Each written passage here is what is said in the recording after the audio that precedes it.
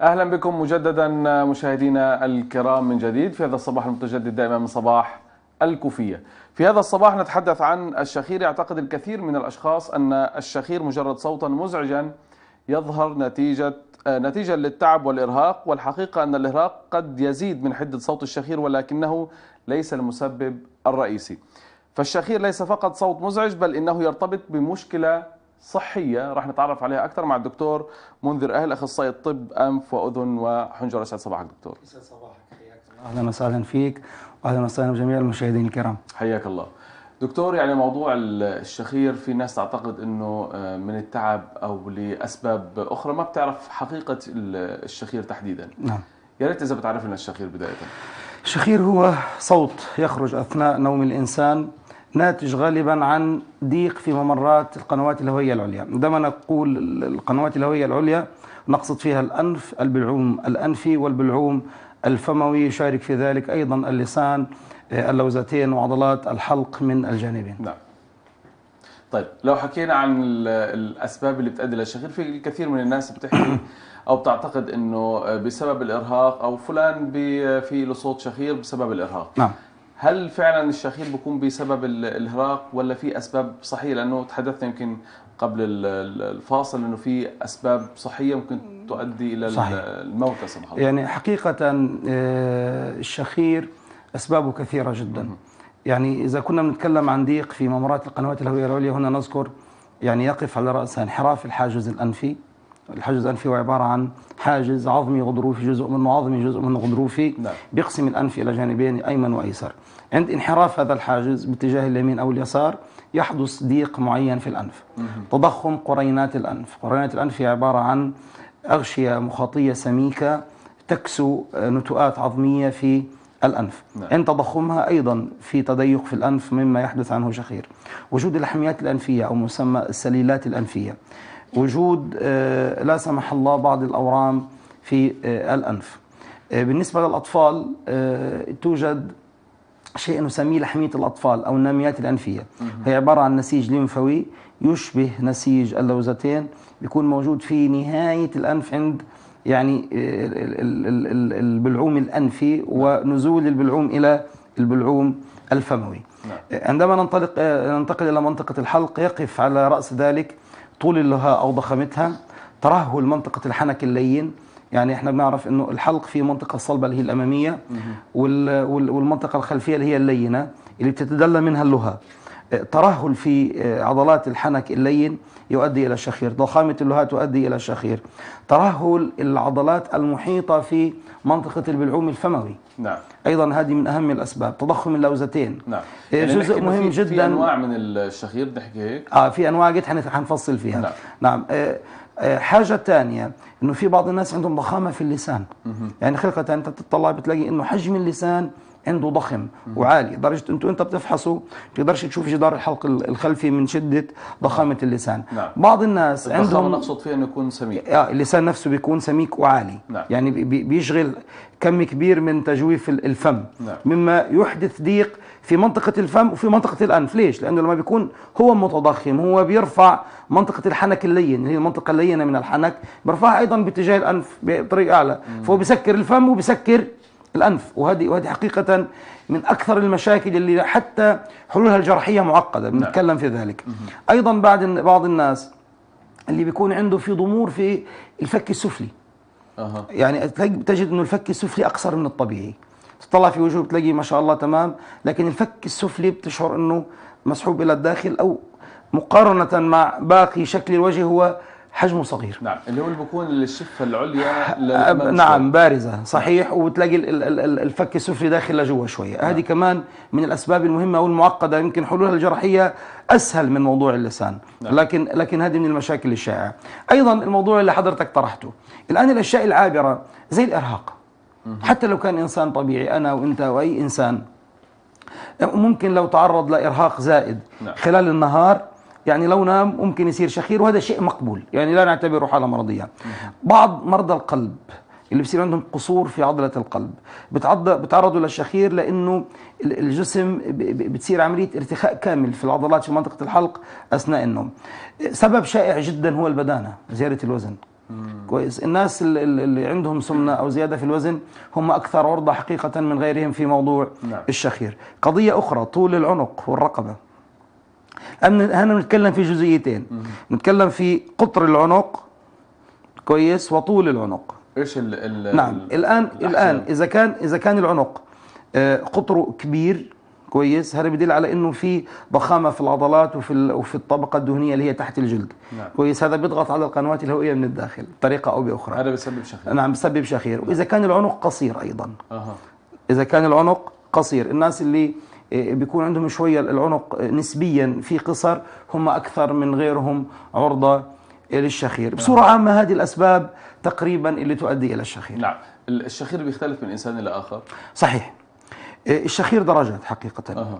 في الشخير اللي احنا قلنا لو اي انسان يعني تعب ممكن يعني ينام يشخر، وفي شخير دائم واحنا بنشخصه شخير، هذا اللي بيكون ناتج عن ضيق في ممرات الهواء العليا، وفي حاجة بنسميها انقطاع التنفس اثناء النوم او متلازمة انقطاع التنفس اثناء النوم، وهذه حاجة خطيرة جدا.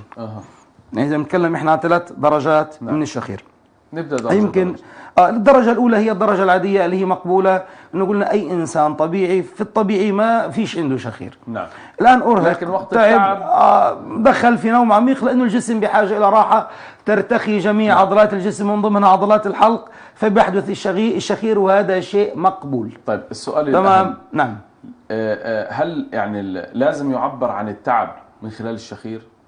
لا، هذا مش شيء لازم. احنا بنقول لو كان تعبان وصار شخير مقبول. طيب يعني بس ممكن ما يصير. معنى هيك انه في ناس ممكن تنام تعبانه لكن ما يكون في لها صوت شخير. صحيح. تمام. صحيح. هيك. نعم.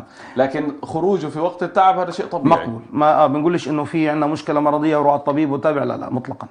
تمام. القضيه الثانيه هو الشخير اللي بيحدث عند الناس، وهذا الشائع جدا، انه في ضيق في الانف، في ضيق في منطقه الحلق، في ترهل في عضلات الحنك اللين او ضخامه في اللهاء او هذا شخير بيحدث. حقيقة اللي بينتج عنه انه الانسان بيصحى من النوم تعبان، مرهق، كأنه ما نامش، وبيشعرش انه هو في كامل تركيزه. تمام.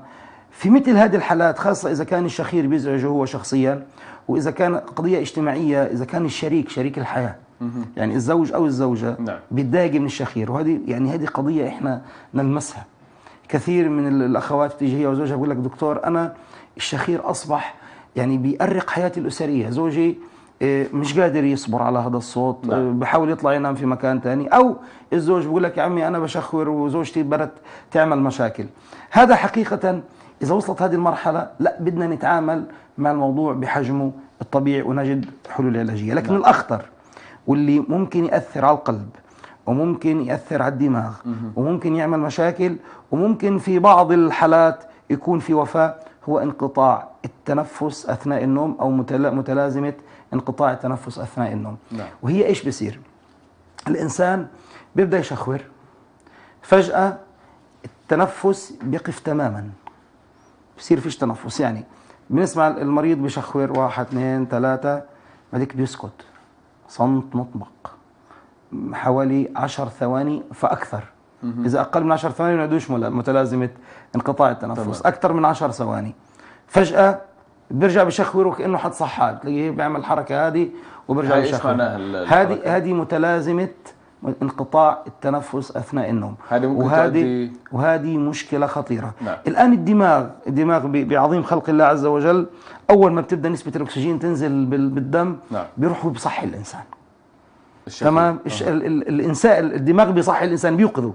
فلما بيصحى بيرجع بياخذ نفس، بس هو ممكن يصحى ما يوعاش انه صحي، لكن بيصحى بدرجه كافيه انه بيبدا يتنفس طبيعي.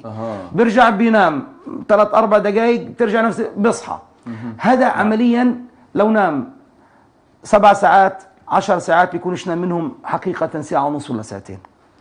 بيصحى مرهق تماما.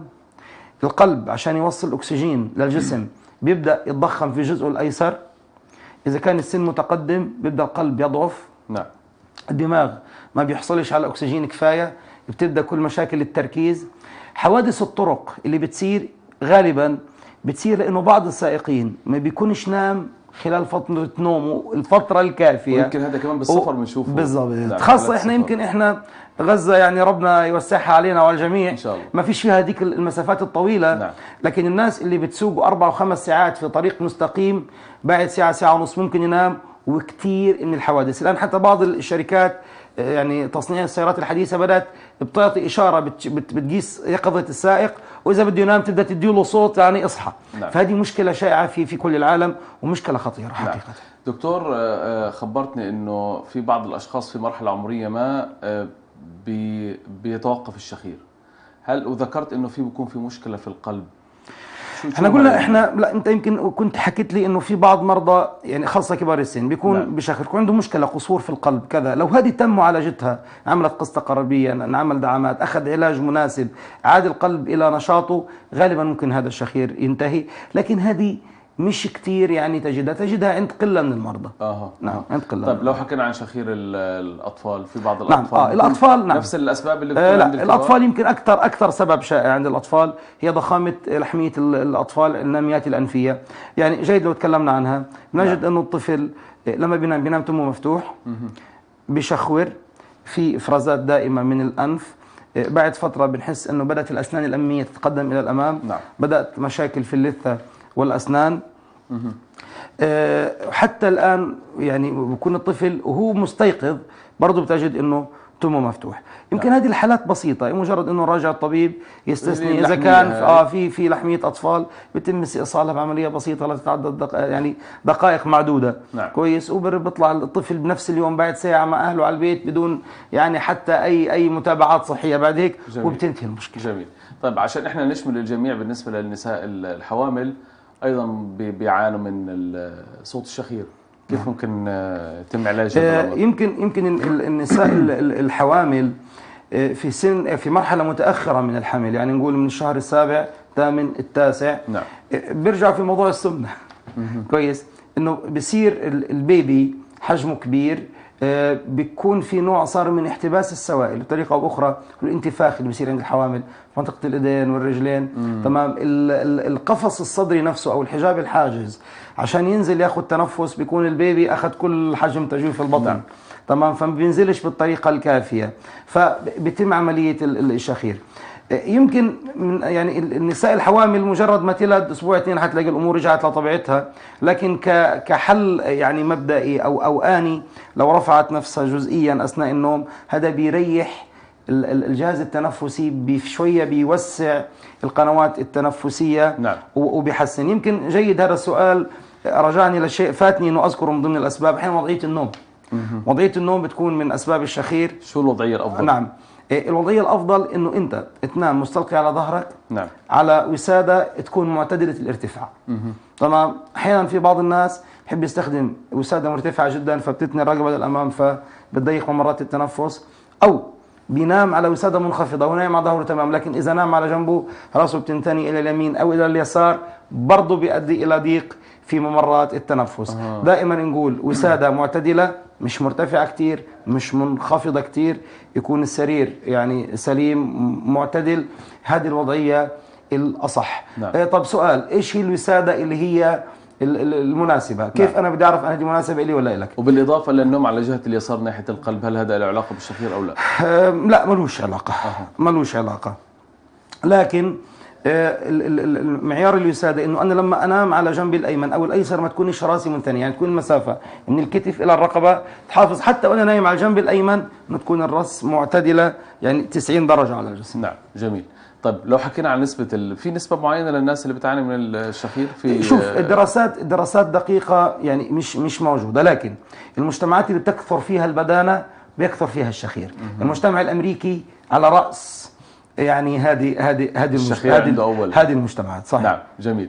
طيب شو النصائح حتى كمان يعني نوجهها للسادة المشاهدين؟ نعم. حتى يتجنبوا موضوع الشخير، وإن كان بعيدا عن يعني المراقبة الصحية، هذا بشكل أساسي في حال أنه زادت عن الحد المسموح. نعم. حقيقة أنا حبدأ بالفئة الأهم اللي هم الأطفال أولادنا. نعم. يعني حقيقة إذا الأم أو الأب لاحظوا أنه الطفل تمه مفتوح بشخور بالليل، الموضوع بسيط، اتجهوا إلى الطبيب، لأنه إذا لم تعالج بطريقة سليمة بتعمل مشاكل في الأذن، بتعمل مشاكل في القلب عند الأطفال، بتعمل مشاكل في الفم والأسنان، وتشوه في شكل الفكين العلوي والسفلي. هذه نقطة مهمة جدا. نعم. بالنسبة التشوه داخلي أو خارجي؟ لا خارجي. يعني الطفل لما بينام، الطفل بينمو، إذا طبيعي إنه الطفل ينمو تمه مسكر. إذا نام الطفل وتمه مفتوح، هذه الأسنان لازم تكون ممسوكة أثناء النمو. إذا انفتحت بتبدأ الأسنان اللي فوق تطرد لبرا، والأسنان اللي تحت بتبدأ كل سن ينمو بالطريقة اللي بده إياها. الشخير بيعمل هيك. وهذا الطفل لازم يعني نعمل له بعديك تقويم، ومهما عمل تقويم لأنه في سن يعني إن قومت الأسنان مش حتقوم شكل الفك. طب السؤال الأهم، هل دكاترة أطباء الأسنان بيعرفوا في هذا الموضوع؟ أكيد. كثير من اطباء الاسنان المعتبرين خاصه في التقويم، قبل ما يبدا عمليه التقويم بيبعثها لاخصائي انف واذن وحنجره عشان يشوف ممر الهواء من الانف مفتوح ولا لا. اذا مش مفتوح، اول شيء بنعمل الاجراء اللازم عشان يكون التنفس طبيعي من الانف، بعدين بنبدا بتقويم الاسنان. هي معلومه مهمه، انا اول مره اسمعها بالمناسبه. لا مهمه جدا هذه واساسيه. تمام. نعم. نكمل باقي النصائح. بالنسبه لباقي الفئات اللي عنده شخير، نقول شاب بشخور، ست صبيه بتشخور، جيد نتراجع اخصائي انف واذن وحنجره. غالبا حيكون في سبب انحراف حاجز انفي، تضخم غضاريف، طول لهاء، وبتنحل. هذه عمليات يوم واحد. يعني المريض بيعملها وكم ساعه بروح على البيت، واسبوع زمان بيكون رجع طبيعي وبيعيش حياته وبنبسط. الناس اللي عندهم ضخامه في اللسان هذه لهم عمليات معقده. حقيقه بدهم مراكز متقدمه في علاج الشخير، لان في بعض الجراحات بنشد جذر اللسان الى الداخل بعمليه تقويم معينه من خلال الفك السفلي، وبتنتهي المشكله. الناس اللي عندهم ضمور في الفك السفلي، اطباء الاسنان عندهم بعض الجراحات بتطول هذا الفك، بترجعه لحجمه الطبيعي، وبتنتهي المشكله. نعم. لكن بصوره عامه نراجع وضعيه النوم السليمه، ما نهملش في موضوع الشخير حتى ما نوصلش مرحله متلازمه انقطاع التنفس اثناء النوم والاثار الخطيره المترتبه عليها. نتمنى ان شاء الله السلامه للجميع، وخاصه في موضوع الشخير لانه مزعج جدا في بعض الاشخاص، ممكن يهربوا من الغرفه اللي الشخص اللي صحيح اجتماعيا عامله مشكله كبيره. نعم. شكرا لك دكتور منذر اهل، اخصائي طب انف واذن وحنجره. نتمنى ان شاء الله السلامه للجميع ونوم هادئ بلا شخير. خلينا نروح فاصل ونرجعكم من جديد، خليكم معنا.